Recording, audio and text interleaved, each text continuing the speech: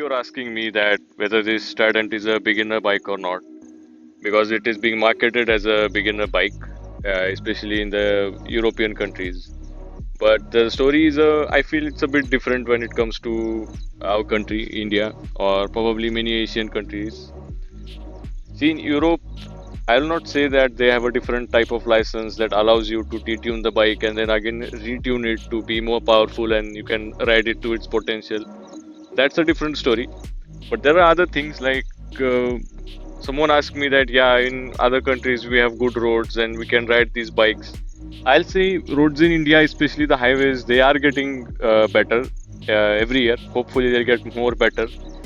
And that's not the issue. The thing is, as compared to other countries, big countries like America, Europe, they have two important things that we don't have. First is they have a very disciplined traffic, and that may be because they have a very strict licensing regime for vehicles.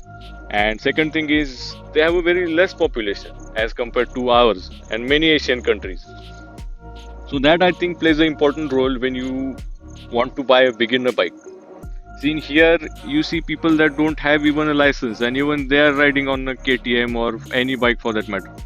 So you don't know the skill set of these people, and probably they don't even wear riding gears of any sort.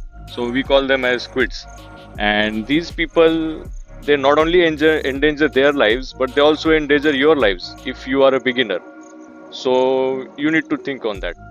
See, guys, I am not here to demotivate anyone, but throughout my MBBS life as an undergraduate, I have been posted in casualties, the casualty clinics, and I've seen people with broken limbs, broken arms, broken legs, broken head.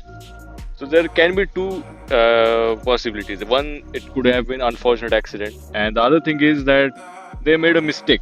That they probably pulled the throttle too hard, they crashed somewhere, or probably they tried to do a cornering. As a beginner, we try to learn things. They did that and the bike slipped, or they might be hitting a divider or something. Endless possibilities, making a mistake. I'm trying to say is, as a beginner, you should buy a bike that allows you to make mistake. This, on the other hand, one mistake and it's done. Because see, this bike goes 0 to 100 to 150 to 200 like it's nothing. I mean, not just this, any bike in this class can do that. And if you make a mistake at those high speeds, 150 plus, especially on Indian roads, then it's only God can save you. Not even God can save you. It's very rare to survive such crashes in our conditions. So, what I'm trying to say is that, see, there are bikes like you can go for, if you're trying to upgrade from 150cc, then you probably should get a 200, 250 or 390, the KTM, it's a good option. Or you can go to something like the BMWs, I think, the 3110R, or even the Leoncino from Benelli, the 500 one. So that's a good option. See, these bikes, they are not slow in any means, they are very powerful bikes. But the thing is, they don't make you ride like a hooligan. This, on the other hand, it just tempts you. Like if you sit on it and if you just pull the throttle, it makes you go like, yeah, I should do 150, 120. And for a beginner, it's very tempting if you don't have an experience to stop the bike or to manage the bike at that speed.